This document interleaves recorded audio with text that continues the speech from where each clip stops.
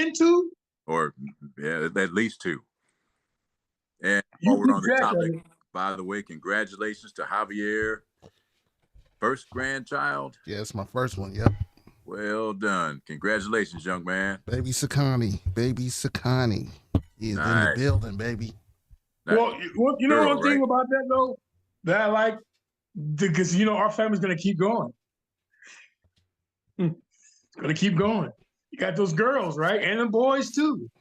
Right. Yeah. They'll make babies. Oh, I want to tell you, too, real quick, Big Sam and Nephews is sponsored by My Guy Market at 504 East Belmont Avenue in Fresno, California. I am in Fresno, California. My nephew is I have two nephews that I do this show with, but the one nephew, I don't know, he didn't get the message, I guess. But the other nephew is in Atlanta. Both my nephews are in Atlanta. Then my good buddy Nathan is up in Sacramento. Here we are. Here we go. So I'm in Tracy today, visited my cousin, Big Frank Brown. Frank Brown. And yeah, Frankie's going to... That's an athlete's name, Frank Brown. I know, man. The whole family... sound like you played running back. He sounded like you played running back or something. Like right. Right. He was a basketball and track guy. Oh, yeah. Right. He was a 220 guy. Is that what they used to call it back in the day? Yeah, there was 220 back in the... How did I know, man? Come on, man. Running back in elementary school, flag football, and junior high days. Look at you. Yep. Yeah. So Frankie's here with us today. And also, My Guy Market at 504 East Belmont Avenue here in Fresno, California, they serve the wonderful, the Texas short rib sandwich. There it is. Very good sandwich. I also want to thank the owner of My Guy Market, Jamal Floyd Sanchez. He's the owner of My Guy Market. He did something for me that he didn't have to do it, but he did it anyway for me. What was it? I don't know. It was last week. One of the employees there at My Guy Market, it was his birthday, and I don't know what day it was. It wasn't a Monday, because I know Mondays they were closed. But anyway, my good buddy Floyd went ahead and got me a meal from another restaurant, which he didn't have to do, but I want to thank him for that. Wow, that's a good dude, man. Good dude. Good looking out. Good dude. That's good looking. That's a family move if I ever saw one. Yes, sir. Oh yeah. I just I love that dude, man. He's good people, and I think sometimes I've been around the country, and I met a lot of really fantastic people, and I moved here with I've been here 4 years now, and I'll start my job back at the stadium the first week of April. That Friday, Saturday, Sunday, I'll be working in the ballpark again for the Colorado Rockies, and I'm proud. I like my job. I like what I do. I work with kids basically at a water park. Anyway. That's how I met him. That's how I met Floyd. He came. I was talking one time. I'm going off grid, but just a few minutes. But anyway, sponsor. I was just talking about. I wasn't soliciting wearing shoes. I got tons of shoes, not a lot of shoes, but But anyway, I said I had a hard time finding shoes. Right. So 2 weeks go by. The team goes on the road. We were off, and then. He came back to the stadium, and he said, "These are for you." And I said, "They're a pair of Vans in size 15." And I was like, "Wow!" He gave them to me. So I say this story, the generosity of people, and Mr. Floyd that did this for me. Awesome. Is unbelievable. Awesome. Unbelievable. Awesome. And his kids. He's got 3 wonderful kids. They're very nice kids too, but the oldest girl came to where I was working at, right? And she said, "You want any food?" I said, "Yeah," because he was. They have an area on the other side of the stadium, kind of the left field side of the stadium. You can barbecue or you can do whatever. So he had a big spread for his employees. Well, he said, and so she asked me. She said, "You want?" I said, "Yeah, I want some food." So anyway, long story short. He had what was it, four beef tacos, man. They're out of this world. Seasoned, nice. I had to. She had to go back and wrap them up for me because I couldn't eat them at the time when I was at work. But just the generosity of Floyd is just incredible. Incredible. There you have it, folks. My guy Market. Right. 504 East Belmont Avenue. And by the way, your buddy and mine, my brother, Gregory Williams, is gonna come down here to visit me in June. He's coming down 2 days, he's gonna come down the 14th and the 15th of June. So I'm psyched about that, a lot, because it's like, I haven't seen him since. Ooh, wow. When was the last time I was there? Was it last year I was there? Yeah. Or the year before last? I think it was like year before last. So the year before that. It's been 2 years ago from the last time I saw him. I talked to him in the phone. Yeah, we miss each other. I think I was in California a little bit before that or a little bit after that, one of the two. Right.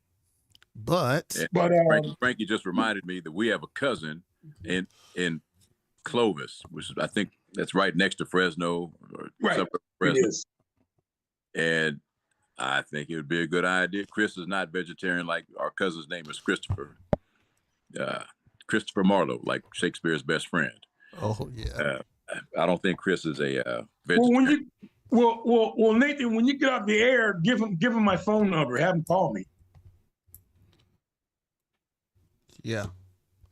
Because he's like right next, like he's like the next suburb east of Fresno. Is like Fresno and then Clovis on the east side of town. Right. Yeah. Give him my number, man. Hook me up. Hey, hey, big announcement, real quick, Uncle. Yes, please do. Besides the grandbaby, so I am definitely coming out in April. Have a job function on the 2nd. So I'll be there. I think I'm gonna do 10 days. So we got to do the show together. Everybody got to get the show together. So there you go. Yeah, you can come down here to Fresno. Yeah, I'd love to see all the. Well, I don't. Okay, I'd love to see everybody. I was gonna say all the cousins. I can take you around. Yeah. That's no problem. Yeah, I can take you around. I'm gonna get a car. I'm gonna rent a car, and just kind of do my thing. Cool.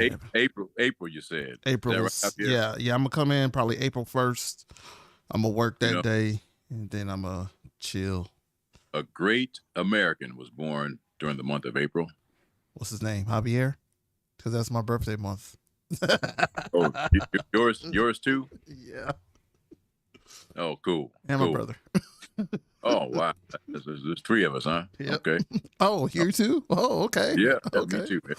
Best month of the year. Hey, congratulations again on that grandbaby. There's no love like a grandparent love for. I mean, you love your kids, but man, look, I can't even stop smiling at the boy. I don't know, because I look at him and I'm like, did I do this?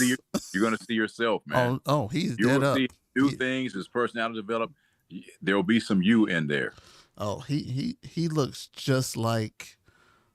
He looks like how I look, and then he looks like all my kids. All my kids look kind of like me when they were all born. Right. And it's kind of scary because I'm like, right. Oh man, my DNA is strong on this one, so a little scary. My daughter and granddaughter are nothing alike, and I mean nothing alike, but they're both like me. It's weird the way that works. Yep. Weird the way that works. You'll be able to. You can look at them and tell what they're thinking and what they like and what their interests are. And I mean, it'll all just come to you. I mean, there's no book, but there's a chromosomal DNA connection. It just works out that way. So now this baby makes me a great uncle, correct? Correct. Cool. Nice. All right. 2 times over. 2 times over. Yep. That's all right. Yeah. Awesome. My mom was over there holding the baby, and she was like, "Oh," I was like, "Yo, I ain't seen my mom like that since my kids was small." And so like even with my niece's children, she's not cooey. You know what I'm saying? She wasn't like, oh my God. But with this one, she was like, oh, I was like, hey man, like, who is this lady? Who are you? Who are you, Mom? Who are you? So it was just cool to see, man. It was just cool to see great grandma hold the baby and you Right. know, kind of, see that generation go through. So Right. it was pretty Because awesome. we actually we have 4 generations of our family. Yeah. So we got you. Yeah. So you. It's 4, right? Yep, it's 4 generations. Yep. It's awesome. Well, that's cool. It's awesome. Yeah. It's all a good deal. Anyway, Let's get into this baseball. Sports. We did a lot of stuff was happening when we were off the air, but I don't want to backtrack, but I do want to mention Debo Samuels. When it was with the 49ers, he got traded to the Washington Commanders. It was the trade that happened yesterday, I do believe. Sorry, Debo, you had to go, man. Do you think he's got any gas left in the tank, Nathan? I think with him, it'll come down to motivation, happiness, comfortability. I think that when an athlete, if some athletes, complain, then they will tend to sort of go through the motions, right? And I think it was time. There's word on the street, like, we got the short end with the 5th round draft choice. But see, I think what you're doing is we draft well late, by the way. Yeah. Fred Warner came in the 3rd or 4th or 5th round or something like that. A couple of guys. I mean, we find the talent. We do. But you're also you're dumping some salary, right? But you can do something else. You can get somebody that wants to be here, or a young player that you can cultivate, right? And sign Brock Purdy kind of thing, right? But also you're getting rid of. I mean, I like Debo, but an attitude like that might have proven cancerous to the team, right? You don't want that. So I don't really feel like we got screwed. Okay. Addition via. Well, it's kind of like addition via subtraction, right? Because in one aspect, you're getting rid of a guy that didn't want to be in San Francisco anyway. And strangely enough, he's going to do a football camp right here in Fresno this summer. Mm-hmm. That'll be interesting. But the other thing that's going to be interesting about the trade is that he'll be closer to home. He's from the East Coast. He's down the way, down in South Carolina. He's not too far from where I am. My thing is, what was really going on that was causing him, what I'm saying, that he wanted out of San Francisco? Was it the pressure? Was it, hey, we can't win? Was it trust? Like, that's one thing that I would like to know. I mean, I think he's professional enough not to tell. You know what I'm saying? Like, what was making him disgruntled? Must have been terrible. The problems that $21 million couldn't solve. Well, the other thing is, it's just my own personal opinion. I think they have some racial problems with San Francisco 49ers. I really do believe that. It probably could be right. Specify, please. Well, you think about it. Year before last, they got rid of the defensive coordinator. Mr. Wilkes was an excellent defensive coordinator. Well, they got rid of him. Right. And the other thing is, like I said, I could be wrong, but I just think. Okay, I got it. Okay, do you know who we just rehired to be our defensive coordinator? Salah. Yep. Yeah. Which I kind of seen that coming. I was like, he's going to go back. Now, we might only be able to keep him for 1 year, because if he turns the defense around, if he has them playing 80%, because they were awesome. So if he gets them back to approaching that level after being pretty lousy or pretty average for the 2 years he's been gone, if he gets them back, he's going to be at the top of the market for a head coaching job. And he would take it. Nobody's going to stay a coordinator. Few would stay a coordinator when they could get a head coaching job. You make 5 times the money, Right. But so I don't know about the racist thing, because Salah is a black man. If Yeah, he's Palestinian and something else. He's mixed race. Yeah, he's Palestinian though. Okay. But and like I said, I can be wrong, but I just think that it had to be something going on with that team, because they broke down. Bad injuries, but they broke down bad. Bad injuries. Bad. You know what? I think the Niners are going to go down as one of the greatest teams if we don't get it done in the next couple of years, because the window's going to be closed by then, or will be closed. The window is closing now. Well, yeah. I mean, the window is closing on Philadelphia. Nathan, the window's closed because you don't know if, you might get McCaffrey back, but he may not be 100%. And he's also got a history of injury prone too. Yep. Well, I mean, McCaffrey doesn't scare me because what the heck has he done? So what are we losing? That's my point. Reference a guy that hasn't done anything. So, I mean, he might end up in the Hall of Fame, but I doubt that very seriously. Well, I mean, I'm just saying it's possible. But the point that I'm making is that he's a rookie who hasn't done anything. So we don't know what we'd be missing if he doesn't do anything, right? Who's the rookie? Huh? McCaffrey? No, he's not a rookie. I thought you said McCaffrey. That's right. I thought you were talking about the receiver that got shot. Oh, you're talking about that kid. No. Oh. But see, even him, he is not the greatest thing since sliced bread. He's no an pun athlete. intended. I can tell you right now, he's an athlete. Yeah, he hasn't been able to develop because he's been hurt, and then you could tell that he has something. You could tell that he has something. He got something because he has some good. He flashed a couple of times and he had a bad game, but then he was consistent. Like he turned out to be at the end. He went to Florida State in college, did he not? No. Let me look it up. I'll tell you. Hold on. I'm going to get there right now. Teams, 49ers. Yeah, he has something. He's not a number one receiver, but I put him on the level of like, who was that guy? I'm waiting. Think about it. Cooper Kupp. I put him on that level of Cooper Kupp. Cooper Kupp is way better. No, but Cooper Kupp was the same way when he came in the league. That's what I'm saying. Nobody really, you couldn't figure him out. He just gets open, right? And you know what? I to this day I cannot figure out Cooper Kupp. What's the point guard from Santa Clara? Steve Nash. Steve Nash. Nash was not quick of foot, but good Lord, he could just. I mean, he knock guys over with his moves, kind of thing, you know. Yep. But let me ask you this: was the same way. Nathan, what did Steve win? Did Steve Nash win anything?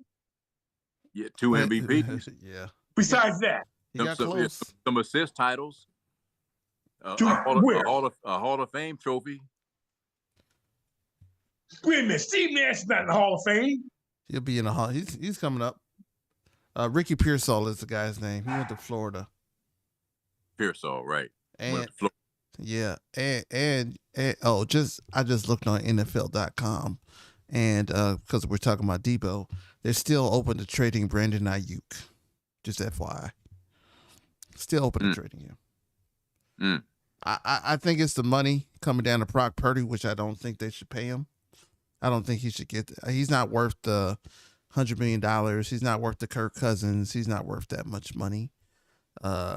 They should do like $65 million. He doesn't have a Super Bowl. $65 million. Yeah. That's still a lot of money. Yeah, I know it's a lot of money. You mean per season?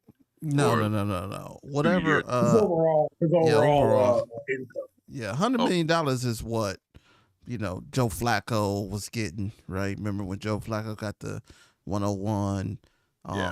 Deshaun Watson messed up. I think he messed up the guaranteed money, because that's really what it's all about. Watson, the guy that likes massage parlors. Yeah, man, he likes happy endings. Happy endings. Happy endings. He got 230. He got 234 guaranteed. So he's been playing like trash. He's guaranteed money. Kirk Cousins got the $90 million guaranteed. But the other contract, Russell Wilson. Yeah, Russell. He had an outrageous contract yeah, too. but the Pittsburgh Steelers only had to pay him like $1.5 million Right. year. So, but my question is, do you think that they're going to bring him back to Pittsburgh? I don't think. I hope not. No, I mean, you got Aaron Rodgers out there, man. He's not garbage. Oh, he played good last year. They still went 10 and whatever. They still made the play. The offense is not great. The offense is not great.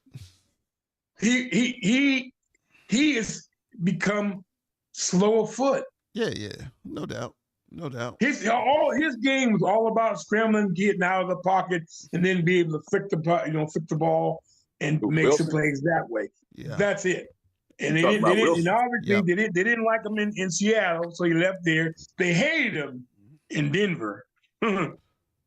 Yeah, he was a prima donna in Denver.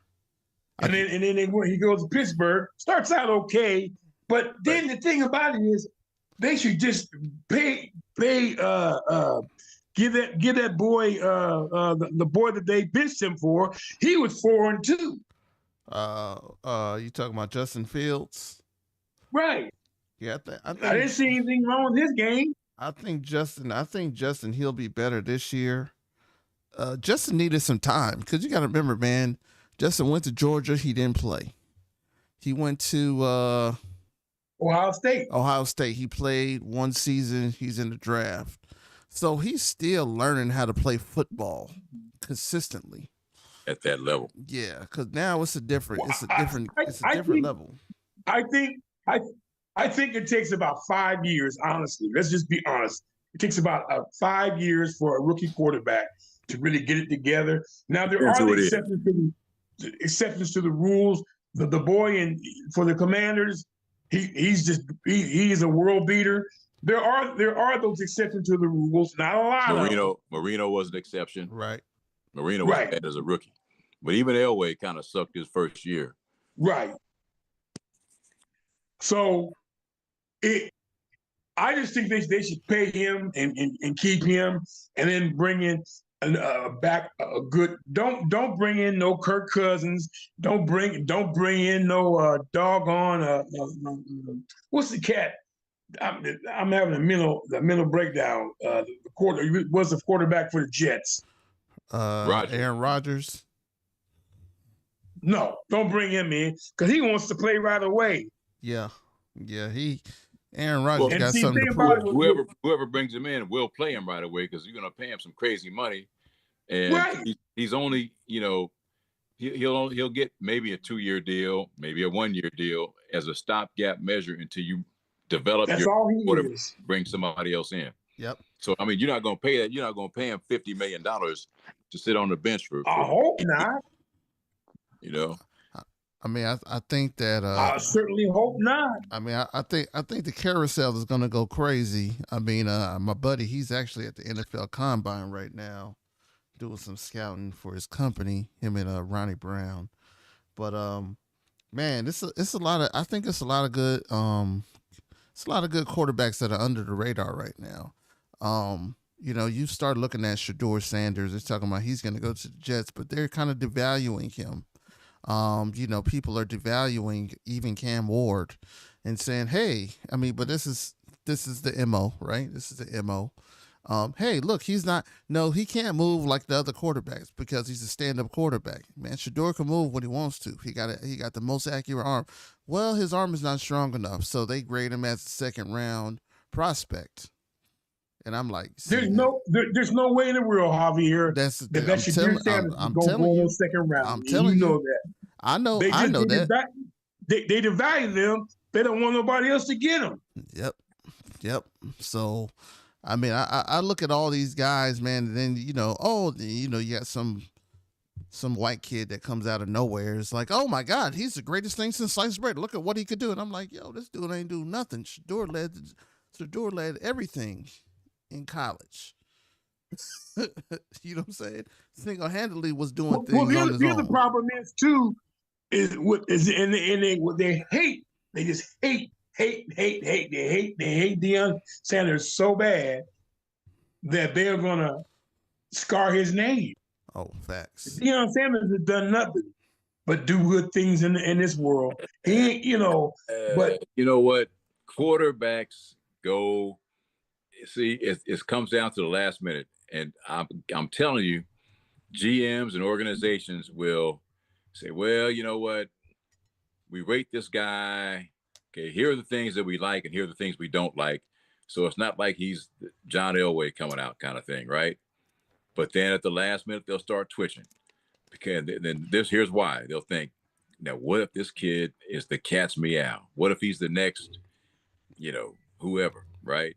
And we passed him. We passed up on him. This is a franchise, potentially a franchise-changing guy, right? It's going to alter your franchise for the positive for the next 10 to 12 years. Right. But all these quarterbacks are all going to bum teams. Yeah. They're all going to bum. They've got I just saw that just today. Got the Giants. I saw a listing of the players. They got the Cam Ward guy is going number 1. Shadir Sanders will be the number 3 back. He'll be the number 3 quarterback going to the Giants. The number 2 guy is a defensive guy. Travis Hunter. Not Travis. Who you talking about? No, the lineman for Penn. The guy from the brother from Penn State. Oh, I don't know. Let me look at the. His name slips my mind. But my point is that Shadir is scheduled to go to New York. That's where he's going to go. Yeah. And I'll tell you what, that they're a bum team. Yeah, New Their York coach is on the line. He better get. If he don't win this year, do something this year, he'll be gone. I guarantee you that. This year he'll be gone. After this year, he'll be gone. Did they get rid of the GM? That's the question. So his job is on the line too. Yeah, the GM should have been gone. The GM should have been gone for messing up. Saquon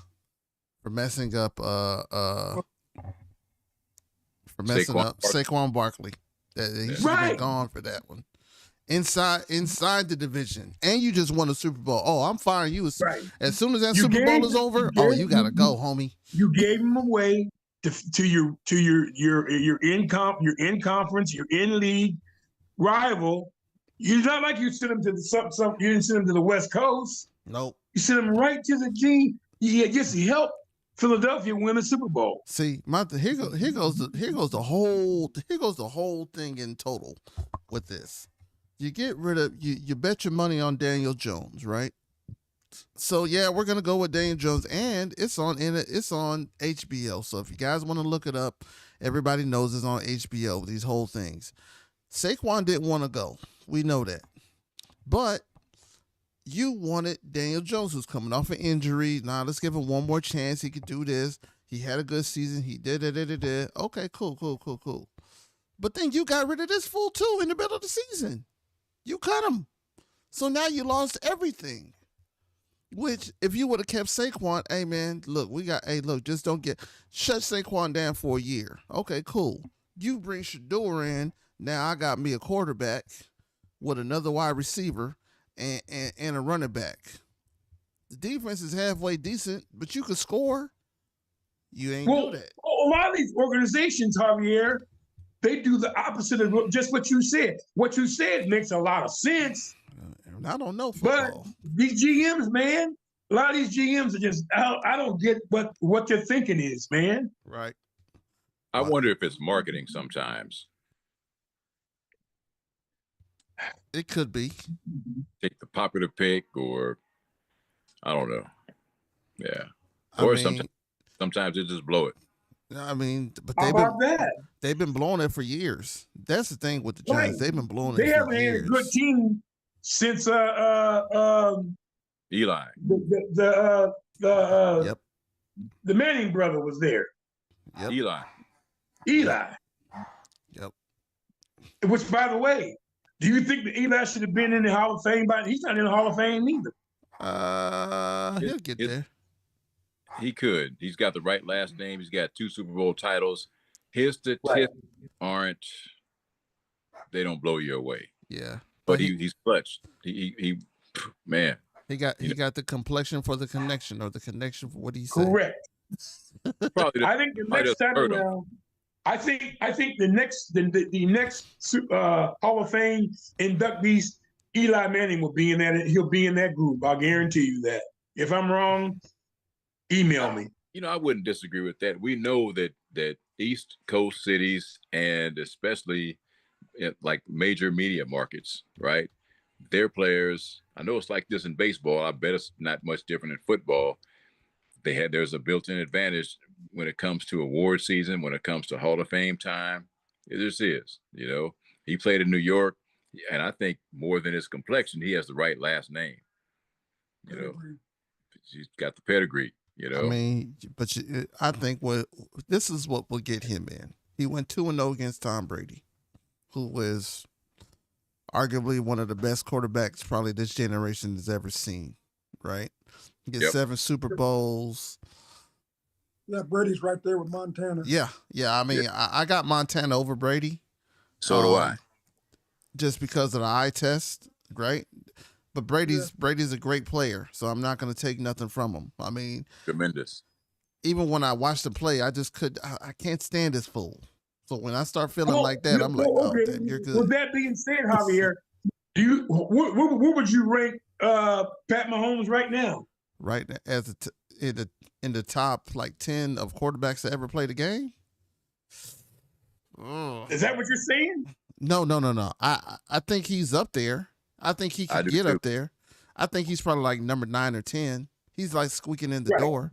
I'm not putting him over Dan Marino. No. And again, this is the old head stuff. I mean, this is stuff that just me growing up. I mean, there's greater quarterbacks. He's in the top 10. Clearly. Yeah. He's in the top 10. I would definitely give him the top 10 of quarterbacks. Just because of what he could do. Right, and he's still young. Yeah, I mean, you got. How old is he? About 25, 27? He's like 27, 28, something like that. Wow, still young. Still young. Yep. Yeah, he wins big games. He gets to just to get there is saying something special. Right. Yeah. But if it comes down to one play, he can make it, just like Montana and Brady. Right. And the reason this will shock some of the younger fans, but see, if Montana was playing by the same rules as Brady, where they emphasize help offense, and you couldn't like commit, first degree felony assault on the quarterback back then, Montana would he'd definitely have one more, probably 2 more, maybe 3 more. So instead of going 4-0, I 100% agree with you all. Yeah, I mean, the rules changed. He broke his what did he break it? Damn, he got hurt against the Giants, I think, in that playoff game. Oh, Jim Burt took him out. Yeah. So that was it. Yeah, that was an elbow. So that was it. I mean, it kind of worked out for the 49ers, but then again, it's like, Joe Montana was definitely better than Steve Young. And Steve Young is one of the greatest quarterbacks to play the game, which is kind of crazy to even say. Yeah. But that Joe Montana, hey man, I'm going to get it. Steve Young still had to learn, right? Steve Young still had to learn to be a 49ers quarterback. But if Joe Montana doesn't get hurt, I think they get 1 or 2. Like you said, I think they get 1 or 2 more. Yeah. I don't think the Cowboys, because that was right at the time too. So I don't think the Cowboys even gets 1. They don't get the back-to-backs. Definitely they don't. So that was kind of crazy. Yeah, Montana was the one, man. I saw guys, he would make defenses nervous, man. I mean, it's just like, what's he going to do to beat us? Like, guys would start playing on their heels, and he would just figure out a way, man. OJ said this. He said sometimes he gets into the zone, he could look at a guy and tell you what his pulse is. I think Montana had that same thing. He would just figure out a way. It seemed impossible, seemed like it couldn't be done, but he would do it. Yeah, Brady has that. I think he does. Aaron Rodgers has that. And Patrick Mahomes has that too, where he just students again. Let me ask y'all another quick question. Well, where would you rank Brett Favre? Oh, Favre was good, man. He's an all-time great. He's an all-time great. I got him like number 6. I got him number 6 or 7. That's a good spot for him. Yeah, I got him number 6 or 7. He won enough. I mean, this is another thing. I mean, congratulations. One thing, Sterling Sharpe is getting in the Hall of Fame. Much deserved. Right. Short career, but much deserved. He was good, man. But man, could you imagine if he had Shannon Sharpe for his whole career? Oh yeah, wow. And Shannon Sharpe was a bad boy. Shannon Sharpe was Jerry Rice's. You know, you got Jerry Rice. You got, you start doing the tiers at that time. You meant Sterling Sharpe. Sterling Sharpe, yeah, Sterling Sharpe. Yep. Right. You start doing Sterling Sharpe. You start doing the tiers of wide receivers at that time, and Sterling Sharpe was right on Jerry Rice's heels, where hey man, he's going to give you this work. Chris Carter was the same one. You know that Chris Carter is going to give you this work.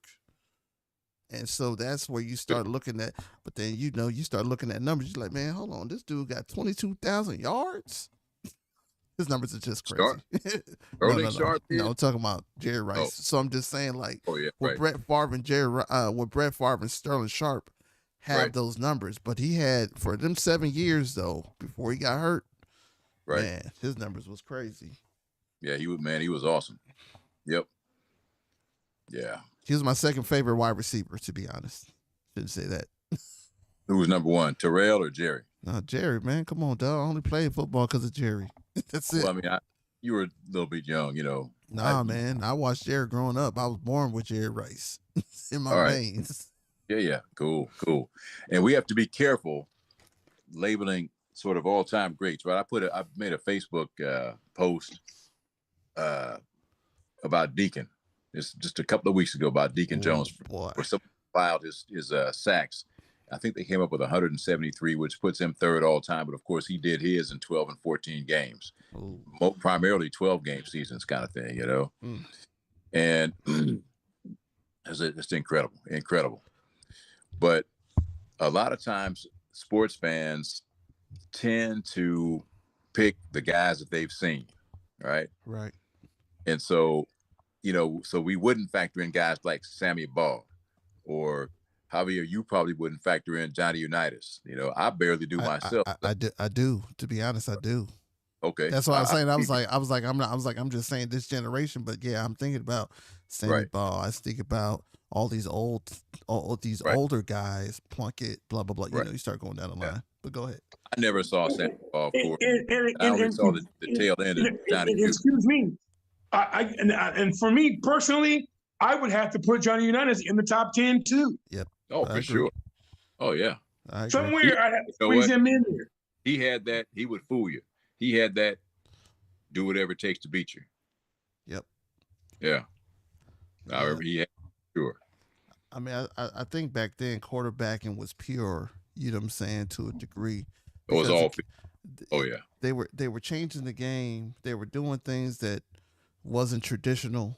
Instinctive. Yeah, exactly. Very I mean, Roger the Dodger. I mean, that boy ran around the dang field. Roger Staubach. Back in the day. Fran Tarkenton. So you start thinking about these guys. Another guy was scrambling. They're scrambling for their lives. Yeah. But the problem is that now these quarterbacks they're feet of foot. They're able to get out of the pocket and go. All the top ones, Pat Mahomes can scramble. What's the other boy's name? Jackson can scramble. Oh yeah. If Jackson ever wins a Super Bowl, he'll be in that top 10. I can't put him in there now. Guy in Baltimore. Yeah. Right. You got to I can't put him in there now. He's got to win one big one, at least a big one. Yeah, he's coming at least one. He's coming up too short. I mean, I think this year wasn't his fault, where he actually had a good game, where he actually played well. Because usually when he plays bad, everybody plays bad. The game is over, right? Because he's the quit. But his numbers wise, he actually had a good game. But I mean, it was a 3-man race. So whoever played the game before that, when it was Buffalo and Baltimore, whoever won that, you had to go play. That you had to go play Kansas City. Kansas City still almost lost that game. So that was the thing. And the Buffalo Bills quarterback is not a bad quarterback, but I can't put him in the top 10 either. Nah, he's not there yet. No, he's not there yet. He hasn't won the big one either. He and Jackson are in the same boat. Oh yeah. Agreed. Oh yeah. Yeah, they kind of like yeah, they're definitely in the same boat where it's like, man, like you know who it is. And this is why I say I'm like, yo, like they get money, cool. Brock Purdy can't get. That's why I say Brock Purdy, he not worth their money.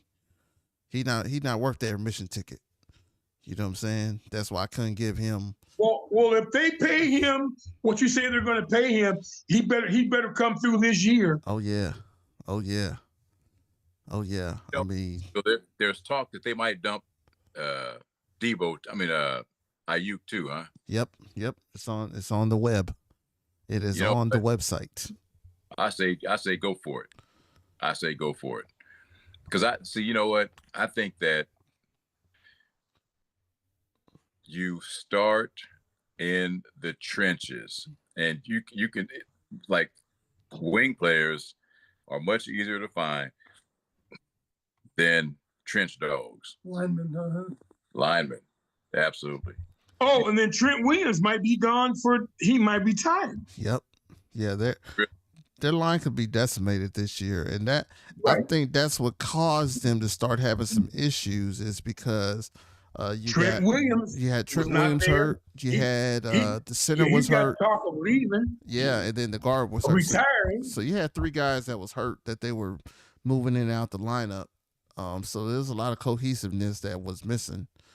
And if you're the left tackle, I didn't know that. Yeah. If you're the left tackle, cannot block, you're going to have problems. And this year, the left tackle could not block. Not a good year for him. No. So I think that would say you have to be concerned about your offensive line. If you do not have the personnel on offensive line, I don't care who you got as a quarterback. That quarterback is not going to be able to do his job if he doesn't have the line to protect him. Right. And I think, and I'm going to say this, I think and I'm going to go back, if the Shadir Sanders goes to the New York Giants, they better have more than a decent offensive line. Yeah, that's their issue. Right. Because if he don't, because I'm gonna tell you what, that coach he's on the hot seat, that general manager on the hot seat too. And if they don't get the right, not even the right people, if the team is not successful, they're out. Grable is the coach for the Giants. Yeah. If he does not get it together, get that team together, he is not, to me, it's just my own opinion, America, he is not a good head coach in the NFL. Yeah, you gotta get your players to play. Coach. Yeah, you gotta get the player. You went through a number one draft pick quarterback, gone. Mm-hmm. You had the top 10 running back, you traded him away, gone. And now they don't have a quarterback. But I'll tell you, and it's just my own opinion, America, I think if they get Shadir Sanders, they better have a good offensive. They better have a left tackle that can bowl that boy. Because he's gonna end up being, because he's not, you gotta understand, he is gonna be held to a different standard because of his daddy. Oh, he's gonna be held to a different standard because he's black. Thank you. I didn't want to come out and say that. Nah, man. I've been watching the Michael Vick black quarterback thing, so I know what it is. And hey man, shout out to Michael Vick, man. That thing is awesome. That is. What does he have, a podcast? Nah, he has it's on Amazon Prime. It's on Amazon Prime. It's Prime?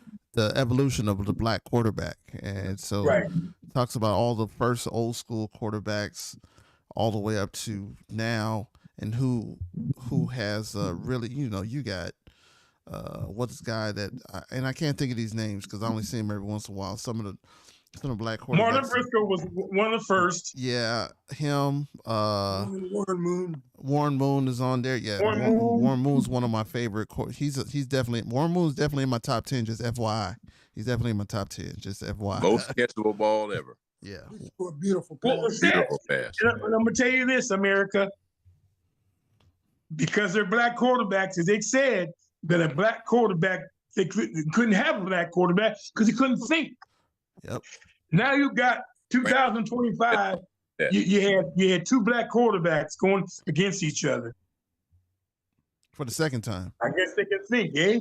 For the second Well, time. The MVP. Yeah, not to make this all a race, but The MVP of the for the Super Bowl was a black quarterback. They know. You know what? They have been keeping us down as people in general. They've been keeping the black quarterbacks down. You look at college football, the teams that are successful, they got a black quarterback. Yeah, well, we had a quarterback named Obama, and we moved past a lot of that, right? Yeah, we did. You know. But for years they would say the black quarterback wasn't buoyant. Yeah. Right. They said that too. How does that happen? Like, couldn't think on his feet. Like, think about that. Like, they wanted to make can't float. Like, what? Well, they wanted to make Lamar Jackson a receiver. Hey man, but he stood up and said, "Nope, I'm a quarterback." Hey, that's why you have the word slash to coming out. You know what I'm saying? Right. Cordell Stewart. If you remember the quarterback for Pittsburgh, you remember Slash? Yep. For Pittsburgh, the quarterback? Yep. Cordell Stewart. He went to Colorado. Yep. He went through the same thing. Yep. Yeah, I don't think he was all that good of a quarterback, though. Well, think about it. I'm gonna say like this. Charlie Ward there was a bum quarterback. Ward was a great. Rosenblum, right? Went to UCLA. I remember that guy. He went to Arizona. Right. Out of football now. Yeah. After 4 years. Right. Thank you. Yep. That's what I'm saying. You kids can't keep hiding. Now you're gonna have super bust. Some backup quarterbacks that are decent and should be paid. I am not discriminatory at all. Now think about it like this. What should the Minnesota Vikings do? Should they sign go back and sign the quarterback they had? Sam Darnold? Yeah. Why not? Should they keep him? You went 14-2. Why not? That's my point. Because you don't know. You know that boy. They drafted that boy from Minnesota that got hurt early in the season. No, he's and from I Michigan. don't think he's going to be better than Sam Darnold. JJ McCarthy. No. Darnold was with the Niners season before last. Yeah. He's in Minnesota. He was with Minnesota last year. Yeah. Right. And so JJ McCarthy is not going to be. And I think if the plans went out well, because you didn't know what I think. Here goes the thing with Sam Darnold. He came in the league. He was with Carolina. They're terrible. He went to a terrible team. You don't know how to play football. They put him into a system, and maybe he didn't take it seriously. I don't know what it is. He goes out to a couple of systems. He plays well. Then you get him into the 49ers. Hey, man, now you can really learn how to be quarterback because you got somebody who's really teaching you and really developing you. So then he got developed really, really well. And I think he's a student of the game. You know, you have to be. If you want to play, you have to be. Then you go to Minnesota. You get your time to shine. Hey, man. And it helps that you got a number one receiver out there. You got a number one dude out there. You got a number one tight end out there. You got some dudes out there that you could really get it cracking with. And he wouldn't have showed out. You know what I'm saying? He wouldn't have showed out like, yo, I could really play in this league. So, you know, kudos to him, man. I mean, kudos to him for sticking to it and sticking to the dream. You know, I just think that Minnesota should re-sign him to at least 2 more years. At least 2 more years.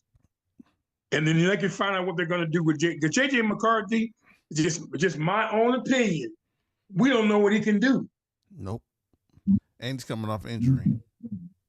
and he's coming off an injury too. And not because he's coming off an injury, but we all know that as an athlete, especially for me, when I was coming off my injury, when I tore my ACL or even my shoulder, you have to go through that psychological point of, and I'm not even a professional. So you have to go through the psychology of, hey man, can I do this anymore? Can I do this? What Derrick can I do? Yeah, Derrick Rose. Yeah.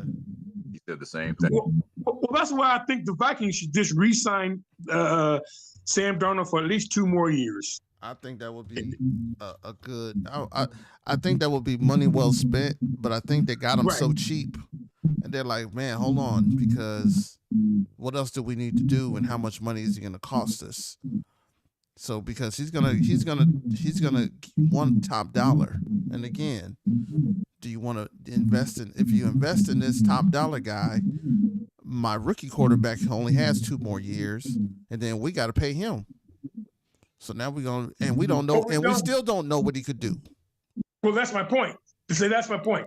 See, go back. Let's go back. What should anybody in the league do with the former quarterback with the Vikings? Who was that guy? Kirk Cousins. I'm having a brain fart. Kirk Cousins. America. Kirk Cousins. What he should get out of Atlanta. Yeah, don't stay there. Yeah. Because the quarterback there is a black quarterback from the University of Washington. Yeah, they got Penix back there, man, who's played good. I would invest my money in Mr. Penix and see how he does. Could do no worse than Kirk Cousins. Exactly. Yeah. Yeah, it was 180. I say that to be exact. Kirk Cousins is an interception waiting to happen. Hey man, I feel like you was like so vindicated after you talked so much trash about Kirk Cousins. You was I told you. I was right. I lived in Minnesota for 36 years, so I had to sit through that whole Kirk Cousins crap. He's a bum. It's all right. Did he throw a lot of picks? Oh, yeah. Yeah. He had the most picks. And that's why they end up being the bench. They ended up benching that $1 million quarterback. Hey, they put Penix. The future for the Atlanta Falcons is Penix. He is the number 1 quarterback for the Atlanta Falcons. Penix came in. I think he won like 2 or 3 games. I think they went above 500. But if they switch up and bring another bum in over Penix, that'd be so wrong. They may do it, but I hope they don't. No, they won't. And here goes one thing about the Falcons. This is one thing about the Falcons. They listen to the fans. When you have a black quarterback, because this city, this franchise, this everything that bleeds Atlanta, and I'm not a Falcons fan, but I go to the games every once in a while. I go to the Hawks games or whatever. But this city bleeds black quarterback, black success, right? When you can get a guy, and not all the time, but when you can get somebody like a Michael Vick type, when you can get a Michael Penix, when you can get a quarterback that is probably going to be the face of the league pretty soon. You know what I'm saying? Like, he's that good. And I didn't think he was, but I saw him in college. But I was like, yeah, he got some stuff. But he's that good, though, between him.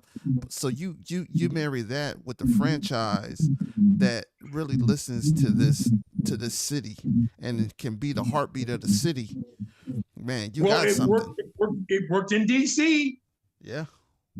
Chocolate City, baby. And these NFL owners, they have to look at that and say, you know what? We got to get one of them. I like how you said that. You got to get one of them. We got to get one of them. There might be some truth to that. Marketing. I think winning, because guess what? If you're a fan of a team and your team is winning, and you have the baddest boy going, you got an Elway. You know, Elway would have worked in Chocolate City. Believe me, he would. Right. And but Elway needs to think. He better think that halfback, Davis, Terrell, for his success. Do you know the Raiders on Elway? The agreement was in play. I mean, it was agreed upon. And then what's his name? Pete Rozelle stepped in and said, "I'm not letting Al Davis and Pete Rozelle hated each other. They didn't like each other. At least didn't like each other. I think more intense. And he put the kibosh on that deal. That's why. Which again, Elway went. He shouldn't have. But again, that was personal. Just like the NBA, if Stearns would have agreed to that trade way back when they were able to pick up CP3 on the Lakers, that was on the table. Oh man, was they going to get rid of Pau Gasol on that one? They were going to keep Gasol and Kobe, and they were going to add CP3. Yeah, who were they going to trade out though? Fixed the whole thing. He did. And anyone and CP3. CP3. My point is that CP3 wanted to go play there with the Lakers. They would have won. Yeah, they would have. They definitely would have got. Yeah, that would have been like, man, that would have been a great team. Was CP3? Yeah, because Derek Fisher was gone. I think Derek Fisher was having an issue or something like that. So they needed another scorer. There are so many injustices in sports. Just like I don't see how in the world, I don't know why they voted Steve Nash the MVP. He hadn't won it. Did he win anything? Hey man. Well, wait a minute. Now, hold on. Shaq probably should have been an MVP. We know that. But I'm just saying. That's my point. Steve Nash led. See, this is the thing. Steve Nash led the Phoenix Suns to a #1 seed in the West. I think they got 60 games 2 times in a row. No, because they couldn't beat Shaq and them. They couldn't beat Shaq and them. No, but again, once again, but this is an unlikely team. But Steve Nash is Steve Nash was 20 and 10 assists. Thank you, Joe Johnson, for all the money that you made. Guess what? Joe Johnson's a bad boy, but hey, guess what? Who got Joe Johnson on the map? Steve Nash. Guess who got Grant Hill back to hooping? Steve Nash. Guess who got Penny Hardaway back to hooping? Steve Nash. He was bad, man. I'm not saying he should have won the MVP because Shaq was 35, 15, and 3 blocks a game that year. I understand that. But, hey, they needed something. But again, I go back to my original question. What did he win? Nothing. Shaq won 3 championships just with the Lakers alone. Facts. During that time. And if Shaq and Kobe were able to get along, they'd have won some more, but they didn't get along. They said they would have had 10s. They didn't like the other. Well, that's my point. That's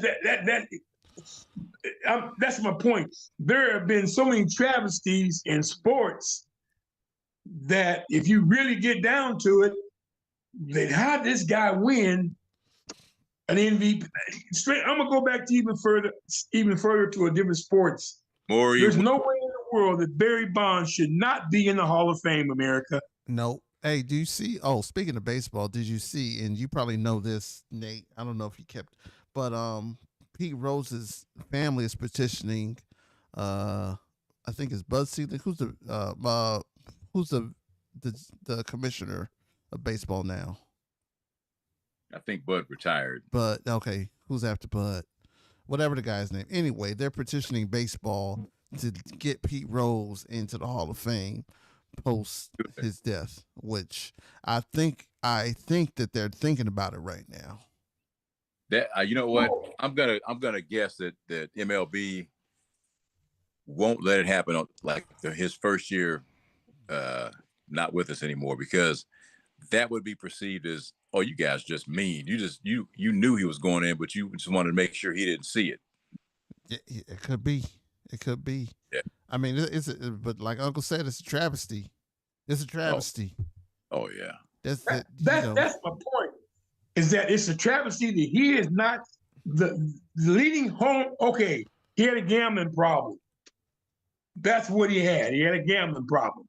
I like the way you said that, Sam, because see, if he had a cocaine problem or an alcohol problem, he's all good.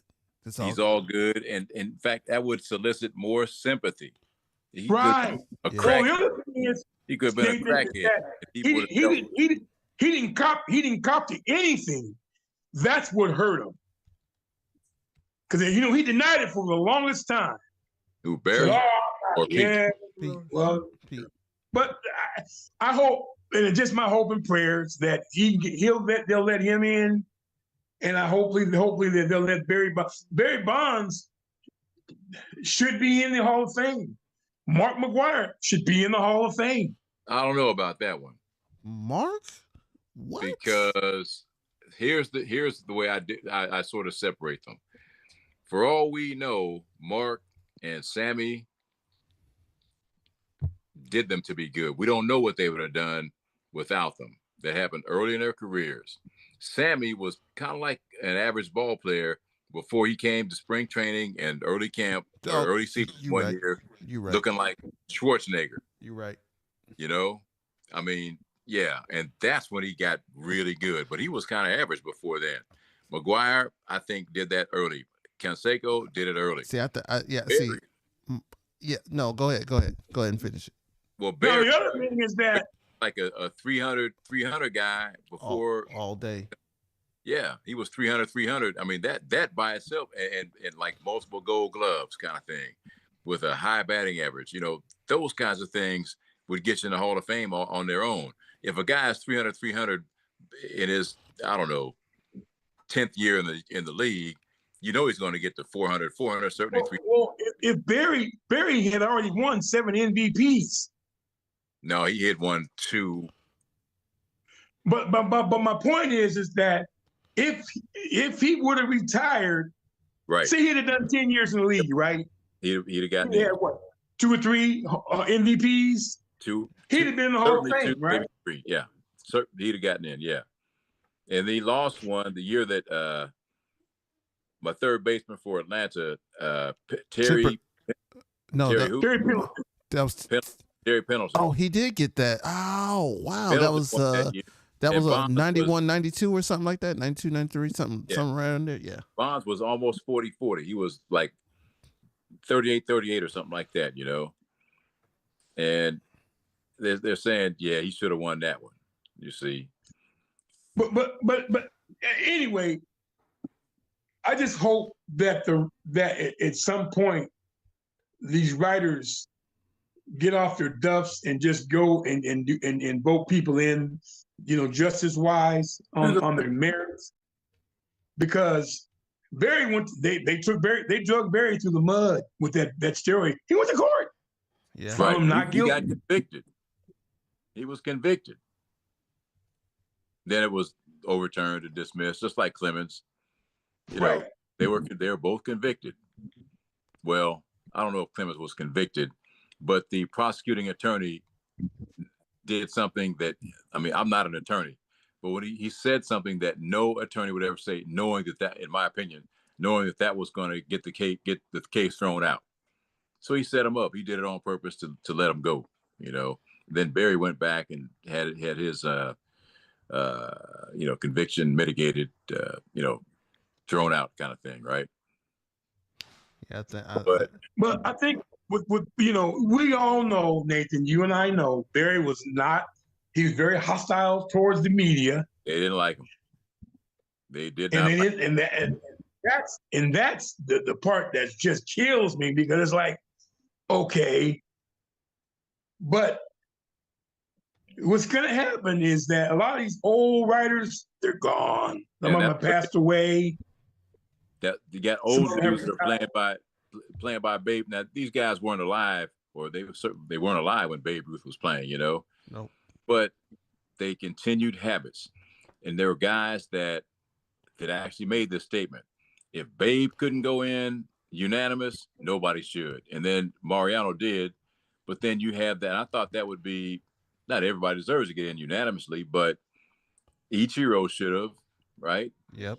Come on. And then one guy out of I don't know how many voted against him. That's why he was a 98%er kind of thing as compared to 100%. So you got some of those old dogs that that hold on to those old rules, or maybe some young ones that have subscribed to the old rules, I should say. And it's crazy. I mean, to me, the guy that voted against Ichido, for instance, should have to, okay, tell us why you voted against him. And if the reason is BS, okay, you're out. You lost your vote. Yeah, your credentials should get revoked. I mean, well, I think these writers hold too much. I think the writers hold too much weight. You know what I'm saying? They do. I think the writers, and I don't know how the football or the NBA Hall of Fame works. I know it's not writer based. So I think the writers hold too much weight in all of these votes, because you could have a personal, racial, all your biases, your religious, all of these biases come into play. And, that's why we're failed men of the community. But I'm just saying, like, all these things come in, and you're not looking at, oh my God, well, he didn't give me an interview. Well, he didn't talk to me all the time. Like, bro, stop being butthurt. He got 700. It doesn't matter if he did steroids, because that was the thing. It doesn't matter if Roger Clemens then did this. It doesn't matter if, what was the other guy? You got Randy Johnson. You had all those guys back then. I was like, it doesn't matter. They were still the best of the best on the stuff or off the stuff, before the stuff or after the stuff. They was still the best of the best. So you can't do, like you say, you can't do nothing but pitch and hit. You still got to be athletic. You still got to do it. to your point, Javier, I think at least half the league was on the juice. Oh, right? Yeah. So in that regard, whoever did them, theoretically, well, I got to keep up, sort of thing, Yeah. Yeah. I mean, You start looking at it. I mean, it's like, yo, like you said, Sammy Sosa started doing it because, hey, look, and it's money. It's a performance-based business. All of sports, it's performance-based business. Well, at one point, steroids were legal. Yeah, and then they became illegal.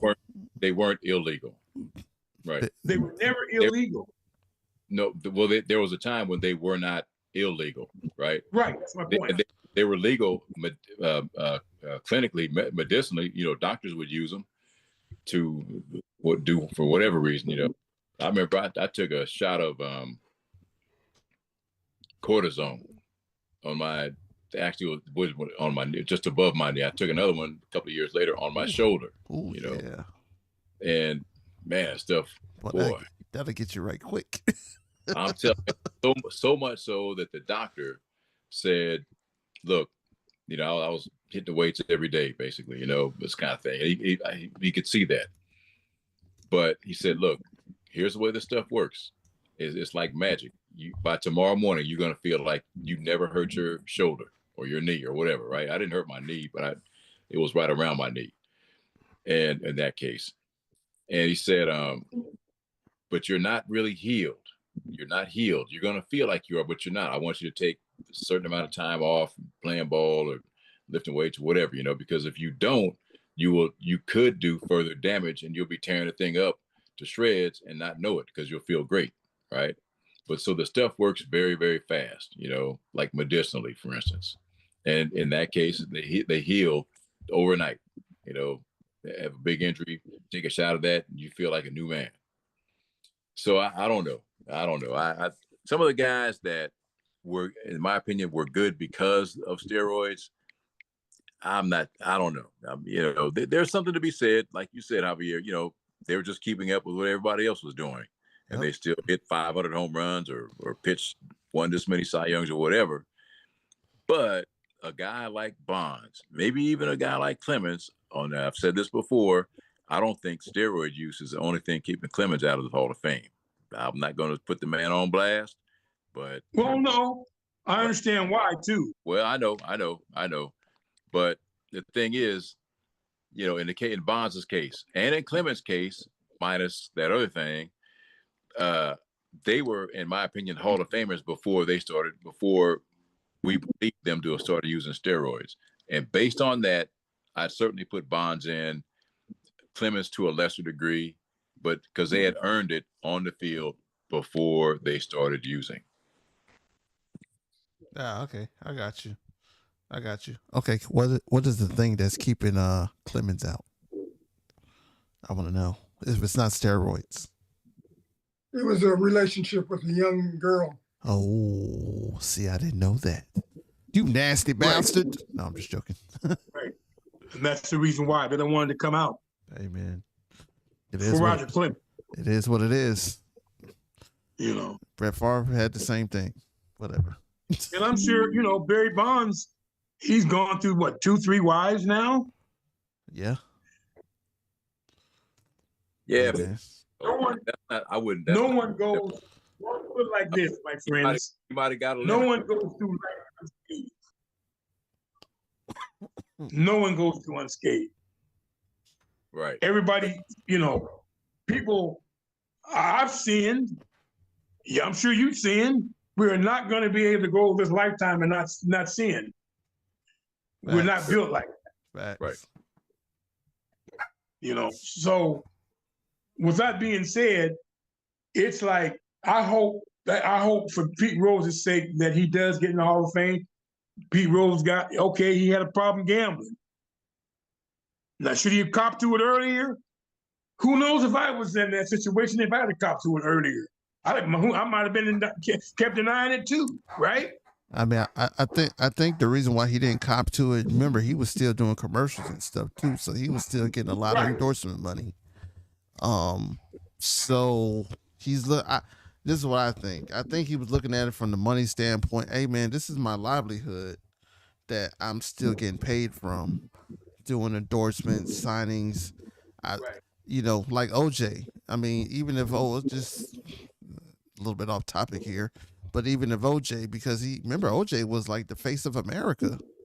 Hurts. He was. Hurts and da-da-da-da-da. Good Morning America. Airports, yeah, exactly. So he's the face of America. You have this thing happen. Even if he didn't do it, he lost it all. Oh, imagery. Yeah, so. The thing is, the public would see, well, there's the guy that was accused of whacking two people, right. Instead of thinking about going to buy some Tree Sweet. That's what it was. It was Tree Sweet orange juice. Yeah, man. So I think that's why I think that's why the denial was with a Pete Rose was so hard. So neither here or there.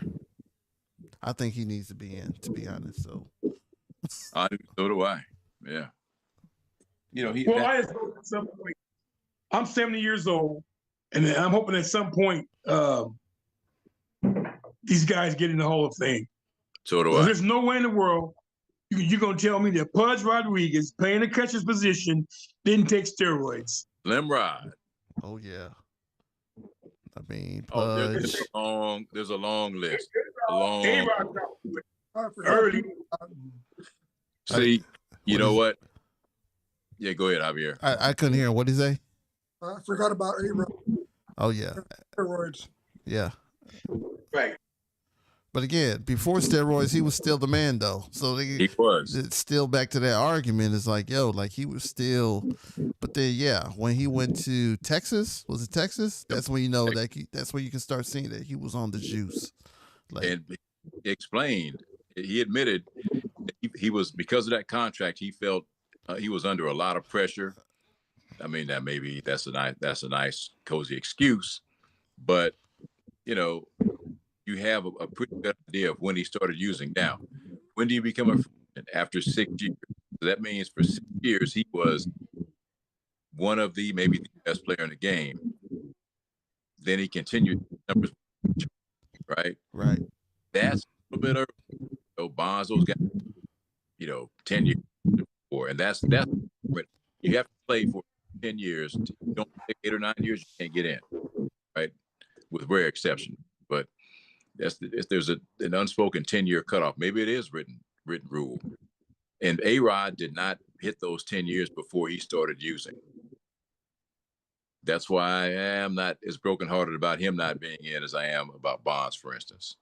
Yeah, no, I can agree with that, but I mean, numbers is numbers, though. So he had some incredible numbers. You still counted those numbers, right? You didn't put it at, so it's still count. And if you want to, and that's my point, is that if you want to put an X by his name, put an X by his name and let him get in. Right. Yeah, he could have broken the all-time record. You know, then what's your boy from Seattle? Ken Griffey. No. Randy Johnson. The younger guy, right-hander. Flamethrower had a nasty pickoff move too. I mean, a right-hander that would pick guys off, man, and leave their jock straps like 5 feet away from first base, man, standing there with big eyes and embarrassed. Man, who was that picture? Well, same thing. Not to change the subject. The pitcher for Boston Red Sox, he's not in the Hall of Fame either. Who? The big Caucasian guy. Oh, Kurt Schilling. You know what? And I never could get a read on that. He's ultra conservative, like politically. Right. So is Randy Johnson, you know, I mean, which is unusual because Randy's from the Bay Area, you know, that's the most liberal region. That was kind of weird to me too. I was like, that doesn't make sense, but it is what it is. The right-handed pitcher for the Boston Red Sox, Schilling. Kurt Schilling is not in. Yeah, he's not. There's some controversy behind it. I never could get a read on it or find. One of it is he allegedly said some not so nice things, some racially charged comments about minorities. John Rocker. You played the game with John Rocker with black players. Yeah, I mean, this is my thing. I don't. You know what? Hey, man, kick Ty Cobb out of the Hall of Fame. Yeah, you start thinking about this stuff. I'm like, come on, man. Like, we too self-righteous for no reason. I mean, is it right or wrong? Yeah. Is he wrong for saying it? Probably so. I don't know if he said it or not. I have no idea. I never heard of it. This is my first time hearing it. But I'm like, man, this is sports. We're talking about numbers. We're not talking about personality. We're not talking about, oh my God, he was such a bad person, man. All them dudes, like, man, we are only desegregated for like, 40 years, 50 years now? It's desegregation. So I'm like, Jim Crow was still in the 60s. Like, where are we at? Like, I'm 10 years past Jim Crow. Is that if you were to fast forward to the 21st century now, Ty Cobb wouldn't be in the Hall of Fame. He probably wouldn't even be able to play baseball. And Salmon. I mean, I get it. Again, I get it, but we're looking at numbers, though. We ain't looking at your personality, times of the day. Chances are that Ty Cobb was he's from Georgia. Right? Definitely. Now, as a minimum, I would think that Ty Cobb, well, his exposures would have been different. Might have gone to school with some black kids or, had a woman principal or whatever, right? But at a minimum, he would have kept his mouth closed, right? About his true feelings. I don't believe that everybody in MLB is squeaky clean right now. Kumbaya. Some guys wise up. Some guys, don't like people of other races or whatever, Yeah. Well, there's guys. Nathan, there's guys. I mean, there is a player now that's in the Hall of Fame. He kept his girlfriend, not as his wife now, but his original wife, he cheated on his original wife. He was bringing his girlfriend to the ballpark on the road. She would fly into wherever he was going to be at. His wife didn't know anything about him. The wife found about it. They got a divorce. That's my point. I think I know what you're talking about. But, the thing is, that's not a terribly hot button issue. I mean, that divorce judge says, well, Mr. I'm not going to say the dude's name because I think I know what you're talking about. You're going to pay and you're going to pay and you're going to pay, right? I bet this feels kind of hot around then, but in society, the divorce rate is so high. I mean, this is 50% divorce rate, I think it's 55 actually. So it's kind of like, okay, so blank got a divorce. And the reason why, well, it's probably much different than the reason everybody else gets divorced. And it's always reconcilable differences. It's irreconcilable differences kind of thing, right? So that doesn't really kill you. Now, if it depends if you are a black person and you do the same thing that some of these white players have done. We saw that with Chipper Jones and Holly Berry's old husband. Yeah, Dave Justice. Dave Justice. True enough. Yeah. And I know Dave. I know that guy. I used to hang out. He's cool. Yeah. I'm probably looking for time. I think that the reason for everything is race. I don't think so. You know. No, but they're using integrity. Yeah, exactly. I can't. Exactly. How do you quantify integrity? How do you quantify integrity? Yeah. You kind of, in many cases, you can't because it's subjective. Right. All right. I'm going to wrap this thing up, people. Great conversation today. Yes, sir. We'll be back on this next Sunday. We'll be back on next Sunday. Yeah. You didn't say that. You didn't say that convincingly to me. Yes. Oh, all right. Hey, this is Big Sam and Nephews. Yo. It is sponsored by My Guy Market at 504 East Belmont Avenue in California, in Fresno, California. It is the home of the yummy Texas short rib sandwich. You got to have that sandwich. I tell you, I love it. It's also the other one, the Grand Slam or the All Star or something. No. It's actually a Checkmate sandwich. It's a yummy Checkmate. tasty short rib sandwich. But I've had it a couple of times. They are really good. They're really good. But I also want to thank the owner, Floyd Sanchez, for sponsoring this episode of Big Sam and Nephews. And we will be back again next Sunday with more sports talk. I also want to thank my nephew, Javier, who's in Atlanta, Georgia. My other nephew's not on. I don't know. Hey, what's your brother doing anyway?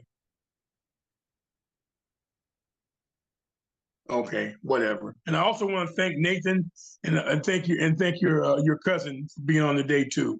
Thanks for having me, Big Sam. No problem, man. Yeah.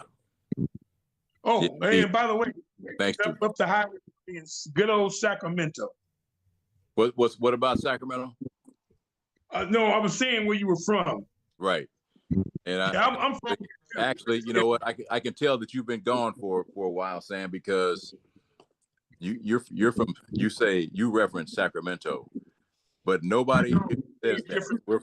We're from Sacramento. There's no T. There is no T. There's no T. Sacramento.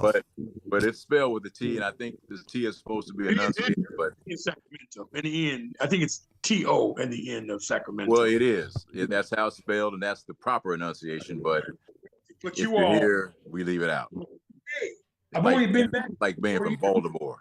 Exactly. Right. But it's okay. It's all good. Oh, yeah. We'll be back next Sunday. Big Sam and Nephews. Want to thank everyone. Want to thank Nathan. Want to thank Javier. Want to thank your cousin. Big Frank. Frank. Big Frank. All right, Brian. Oh, we cut off. All right. No, well, thank y'all. Still on air. All right. We'll see you next. Will you be on next week? Nathan, will you be on? I'll be here. Okay. Good. We'll have him on. We can make it happen. Mind coming on. I don't mind having you on. It's all good. Oh, by the way, real quick. I talked to Pastor Tom this week. Oh, how's he doing? So, laughing. He told me he got a girlfriend too. What? About 95. Still. He's got a little sweetie, huh? Got a little squeeze, a little something. Go ahead, Pastor Tom. Right. Awesome. Thank you all. Pastor Tom is a very senior citizen. Glad to see him. A very senior citizen. Yep. All right, y'all. Awesome. All right, brothers. Okay, guys. Yes, sir.